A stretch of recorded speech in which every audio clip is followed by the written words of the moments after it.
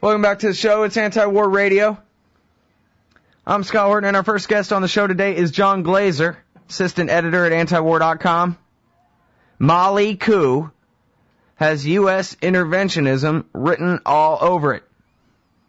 And I guess this is another example of proving the old adage, certainly in my case, proving the old adage that the empire is how Americans learn geography. I didn't know where the hell Mali was. I'll give myself half credit. If you'd asked me where's Mali, I would have said somewhere in like northern Africa, maybe near Chad somewhere. Probably I probably would have said something like that. Because I know where it's not, but I didn't know where the hell it was. Now I do, because of the empire. Welcome to the show, John. How's it going? Very good. Thanks for having me.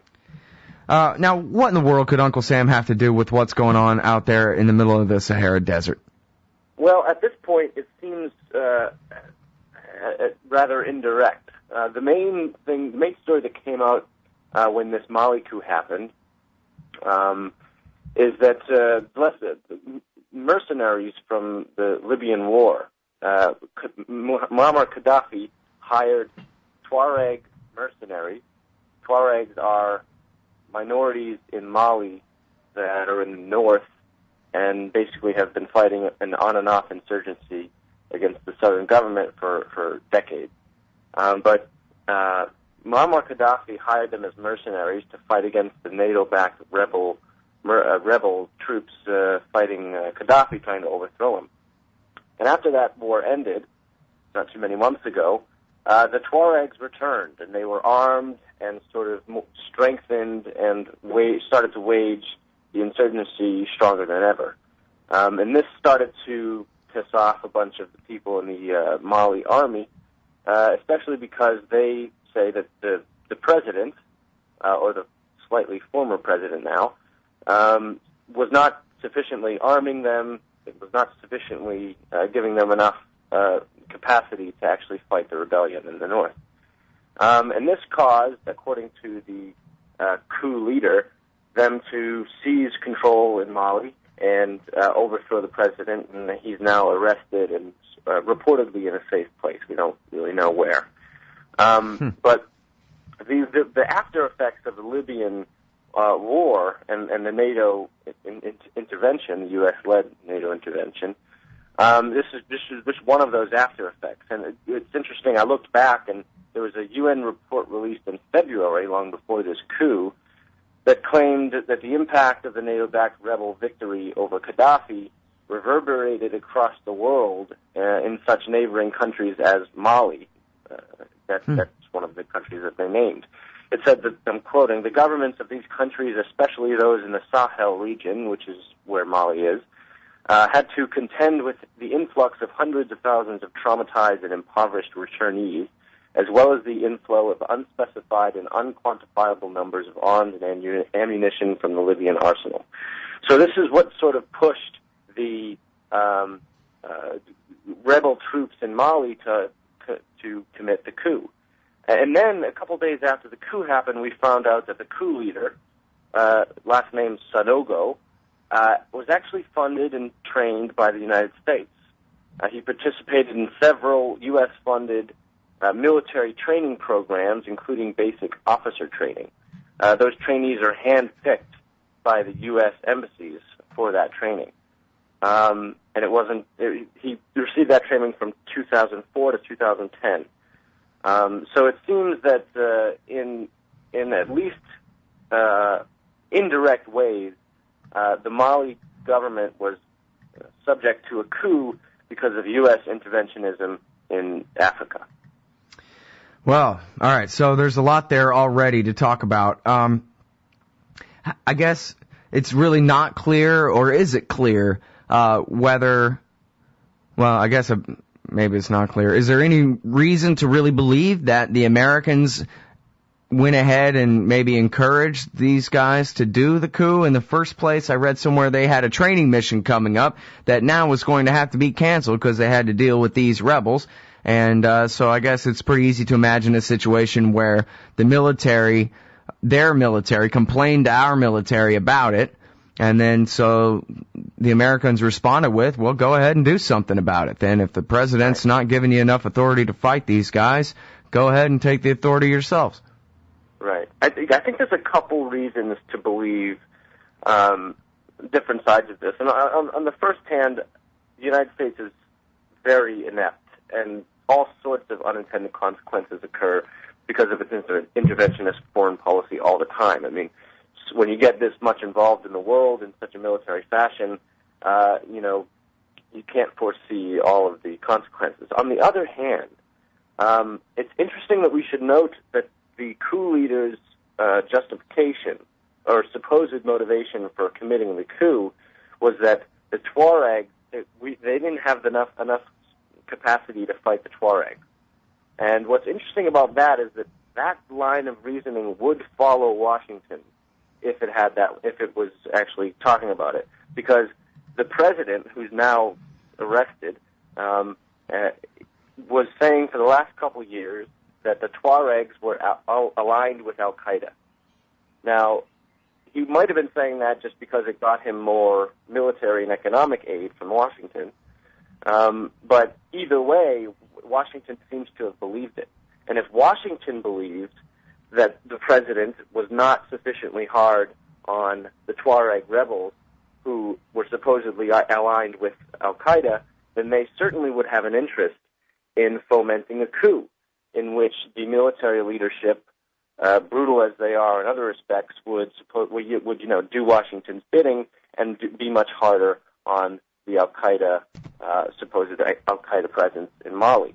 So that's one reason to believe that Washington might have had a hand in this that is more intentional rather than unintentional. One other thing, which is interesting as well, is that the United States, unlike European Union and many other UN agencies, has not fully suspended the economic and military aid to Mali. It has suspended some aid, but has kept the rest of it going. And saying it said it's suspending about $60 to $7 million in aid, but aid for food and humanitarian assistance will continue. And this is significant because if the United States recognizes what happened in Mali as a coup, then by law it has to suspend all aid, has to stop all aid from going into Mali. But the reason that it hasn't might be interesting. The Obama administration incidentally took a similar position towards Honduras after the military coup there in 2009. Mm-hmm. It first declined to officially categorize it as a coup so that it can continue to send military and economic aid to a regime in Honduras that became increasingly violent and corrupt. And now Washington's ties to Honduras are as strong as ever, and the U.S. is using it as, one of its many satellites in the region to dominate Central America, mainly under the rubric of the war on drugs. But needless to say, Honduras, which is a brutal military regime that came to power because of a military coup that was illegal and unconstitutional, is receiving mountains of U.S. aid. And they took the same strategy towards Honduras back in 2009 that they're now taking towards Mali, which is, again, another reason to believe that possibly the U.S. has had an intentional hand in this. But there's no direct evidence for that. There's circumstantial evidence, which is what I've been given. Sure. Well, and as you say, they at least are indirectly responsible. Since this is all blow back and blow all around from the catastrophe ongoing in Libya. Where this group got so much better armed under Gaddafi and then came home with all their weapons after he lost. All right, hold it right there. It's John Glaser, assistant editor at antiwar.com. You can find him at news.antiwar.com and antiwar.com/blog. Talking about the Mali coup and the Libya war. We'll be right back. All right, y'all. Welcome back to the show. It's Anti-War Radio. I'm Scott Horton, and I'm talking with John Glaser, assistant editor at antiwar.com. That's news.antiwar.com and antiwar.com/blog. And we're talking about his Mali articles. U.S. suspends some aid to Mali, refuses to call it a coup. And Mali coup, because that is what it is, has U.S. interventionism written all over it. The guys that did the coup, trained by the U.S., maybe got a green light to do what they did. Maybe were asked to. Don't know for sure yet. But at the very least, this is consequences from the regime change in Libya.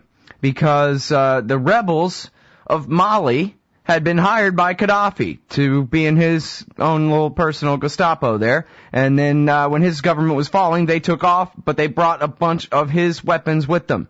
And they went home, and at least the official story has it, this is the excuse. Obviously, personal ambition is the driving factor in all of these things, but the excuse is the sort of kind of elected president of Mali wasn't doing enough, wasn't giving the military enough authority to fight the rebels. And so they had to topple him and arrest him and seize power from him. That way they can wage their war against the Tuareg rebels. And, you know, Dan McAdams noted at the Lou Rockwell blog that they actually called it something like the coup to restore democracy and freedom or something like that. These guys must have really been paying attention at their State Department classes that whenever you do a military coup, you have to call it liberty. And that's good enough for, you know, American media purposes, basically. I guess I don't really know where to go from here other than, I guess I'll ask you this. What the hell does the empire care about who rules Mali? Do they even have oil or anything under the sand they live on there? Well, you know what? It's interesting. Africa has been coming up a lot in terms of U.S. grand strategy. It was just sort of the dark continent for a while. You know, we didn't even have. I mean, after World War II, when the Pentagon drew up war plans for like the entire world and CENTCOM and EUCOM and SouthCom and all these different areas, they basically divvied up the world, and Africa didn't even have one. It's only in the past. I think it was 2007 that AFRICOM came along. Mm-hmm. And now, I mean, we're involved in Somalia with a drone campaign and a proxy campaign and funding the African Union armies to fight a regional war with Somalia.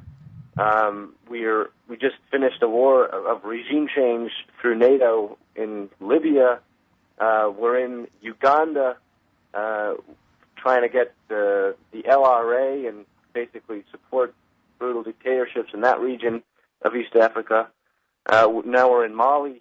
We're also in Nigeria. The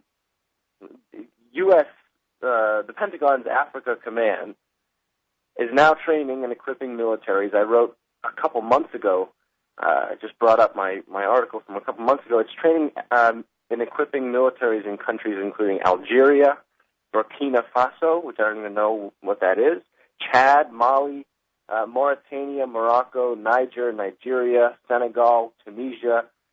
All of this is in the name of, preventing terrorists from establishing sanctuaries, of course.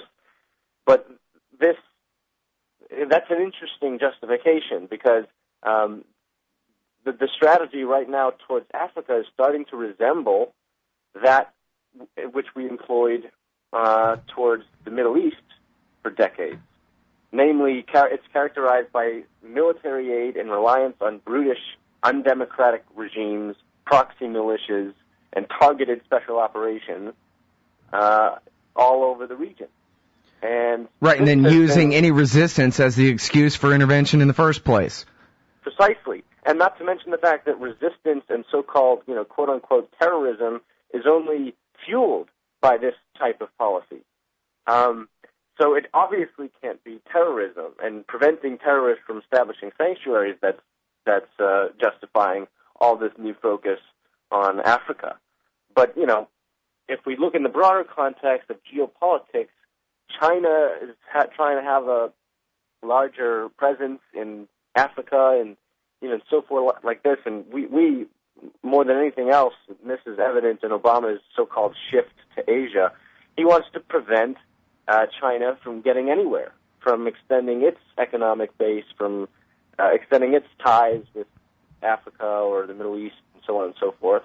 And so the Pentagon and the higher-ups in Washington view Africa as another way to establish its dominance to get there before others do and maintain global hegemony. It's the same old story that we've heard. It's why underlines our policy towards the Middle East. It underlined our policy towards Central America, and so on and so forth. And the presence in Africa is just expanding and expanding and expanding, and we should see more of it. And this Mali thing is always the latest development.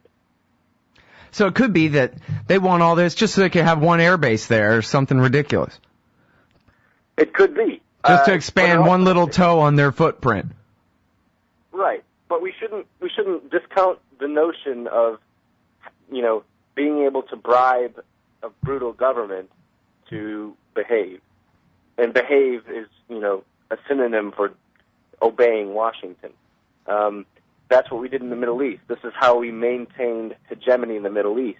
We make brutal dictatorships dependent on our aid, and prevent them from, getting independence or having some sort of democratic reform, because that would threaten our control over the region. And the same thing happens in Africa, I suppose. No African population will be allowed to maintain independence or democratic progress and so on and so forth if the United States prevents it. And if we prevent it, we maintain control over this dark continent, which does have a lot of resources, not just oil, but mineral deposits that are used in, high-tech devices and so on and so forth. It's a valuable stretch of land. It's massive. And the U.S. wants to maintain control over that just as it does the rest of the world, it seems. Yeah, full spectrum dominance and all that. That's exactly right, full spectrum dominance.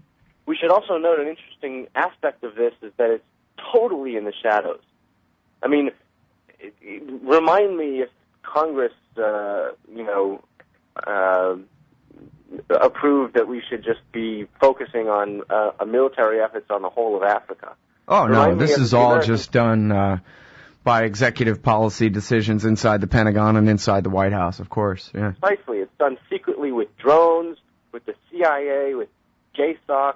Yeah, Congress will come with a rubber stamp about, one humanitarian concern or another, as we trudge through here. But that's right. But the American people certainly don't have a say in any of this. Right, of course not. Well, and the thing is, there's always so many unfortunate situations going on in Africa anyway that any of them can be used as an excuse. I mean, just think of, it's really kind of fascinating, right? The most successful, just in terms of numbers and what have you, most successful internet meme ever was, and after a decade of the terror war, was, come on everybody, let's go feel really good about ourselves wearing bracelets and sending the army to go and save sub-Saharan Africa from itself. And in like a week or two, this thing took over the world, took over the West anyway. I don't know. Yeah. It didn't really have staying power, though, did it? It all kind of fell apart into one big mockery, and not in the least because the guy who's the star of the film went nutso in the streets of San Diego.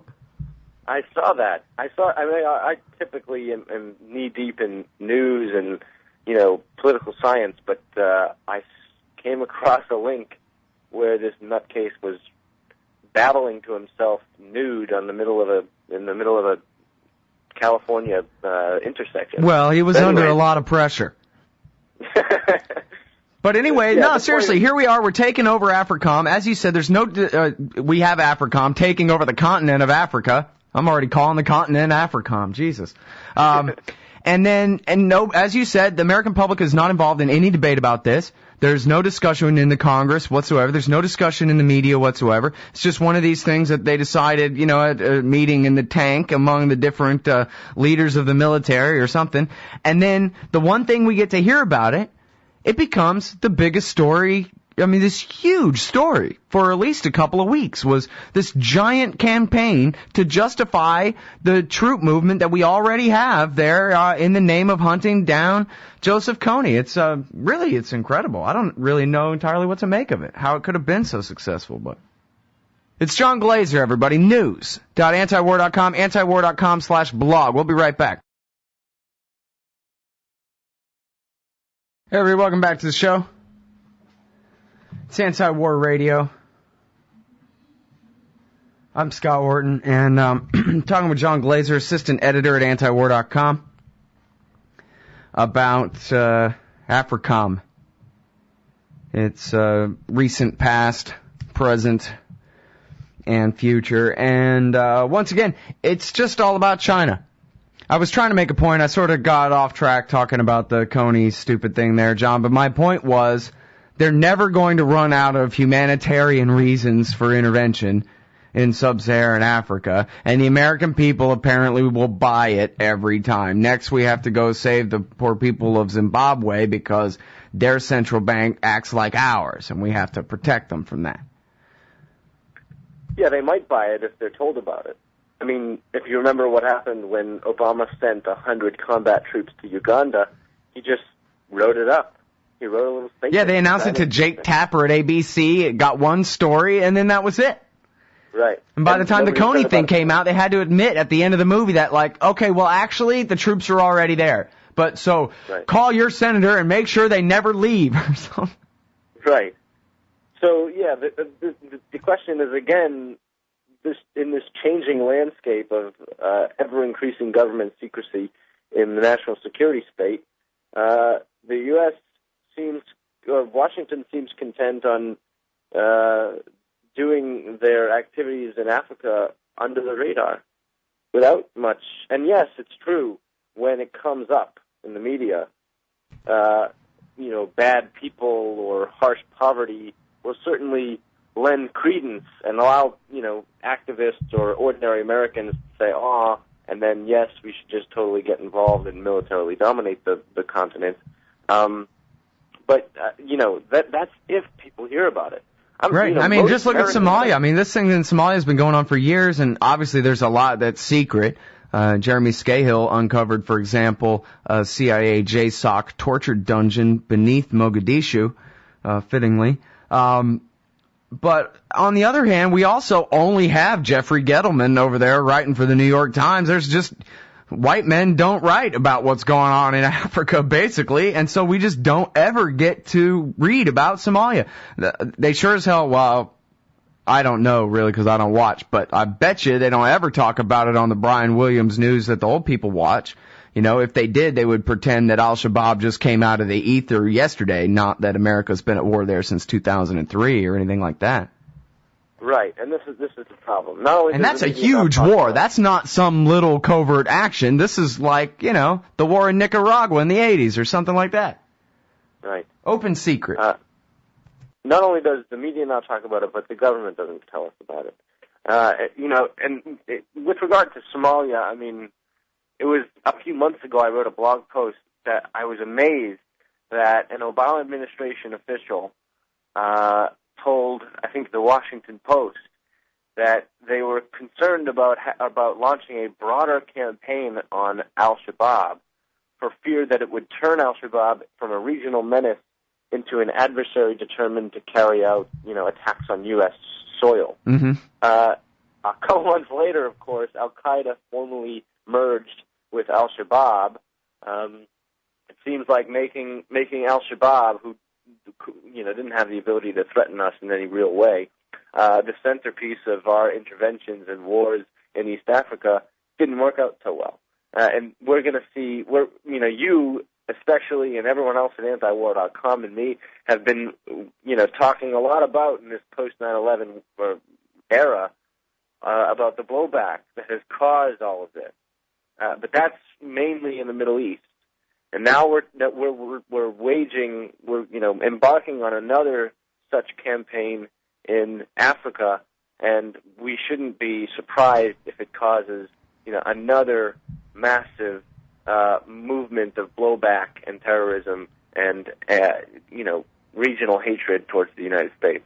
Yeah, well, and we can already see the imbalance of power where we help build up the Ugandan military and dictatorship bigger and badder than it, has its own natural power with all our foreign aid to them, bribing them to occupy Somalia for us. We see the unintended and intended consequences of the Libya catastrophe already, beginning to flow out from there. And, it won't be long before the disaster in Congo is entirely on our hands. Somebody's got to send in the Marine Corps there to quell whichever group decides to insurge against us first. That could be a big one. Nigeria, too, could be a real big one, because there are plenty of people with plenty of reason to detest their government in Nigeria, and put a few JSOC guys on the ground there. You'd have all kinds of factions, never mind Boko Haram or whatever. You could have all kinds of factions that no one ever even heard of before come out of the woodwork to fight us in a place like that. In fact, as featured in commercials for Join the Navy already. Here we are, obviously fighting in Western Africa. It's interesting to note, too, that, this new sort of approach to Africa is sort of embryonic. It's very new. It's very young. And Washington hasn't really figured out a good, talking point line for these justifying these interventions. I mean, there is no, we're going in to set up democracies and, free, cut the chains that are holding down Africa and so forth. I mean, yeah, Gaddafi was a bad guy, including when we supported him and gave him weapons and money. But now it's even worse. The militias that we helped, oust Gaddafi with have committed systematic, widespread abuses, including torture, extrajudicial executions, and other war crimes. And they're potentially having an influence on the government sooner or later, which is not going to lead to the sprawling democracy that President Obama heralded as a justification for supporting him against Gaddafi's regime. The Ugandan state has gotten even more oppressive since our intervention there, since we sent 100 combat troops. They've clamped down on press freedoms. They've, attacked people for protesting and so forth. There is no really other side of this where the U.S. gets to point and say, look at what, wonderful things we're doing. Look at how important and justified our military interventions are in this region. They're just doing it under the radar, and they're shutting up about it. It's amazing that they can just get away with it. Yeah, well, and, part of that has to do with the Democratic president, and, where you and I see the supreme irony maybe, or maybe it's just a stupid little irony that our first openly black president is, the one overseeing the great leap forward on this project. Others see cover. He's a black guy and he's a Democrat. So whatever he's doing in Africa has got to be on the up and up, or he wouldn't be doing it. Everybody knows that, John. Yeah, and this is interesting as well for the upcoming presidential election. I mean, I have doubts that any of the Republican candidates, I have doubts that, let's say Romney gets the nomination, that he's going to be able to become more liked than Obama. And I think that we have yet to see just how fervent the pro-Obama leftists become, because when the crap hits the fan and the election starts towing along, we're going to see even more justifications for his basically Bush-style foreign policy and abuse of civil liberties and so on and so forth. I mean, the support of this man is pure, blind tribalism. One party against the other. They just don't care about the consistencies that we've seen from Obama and Bush. And they're going to they'll say, well, Romney will be worse. And that's probably true. But they will cease to admit Obama's continuous tyranny in support of all kinds of tyrannies in Africa and the Middle East and elsewhere. Yep. Well, and then in 4 more years, when it's a Republican, Jeb Bush or whoever, it'll switch around. It'll be exactly the same thing, only the other way. Yep. That's how it goes. And then the libertarians will catch those who wash out, who say, hey, this whole system's dishonest. All right, we got to go. Thanks, John. John Glaser, everybody. News.antiwar.com, antiwar.com/blog.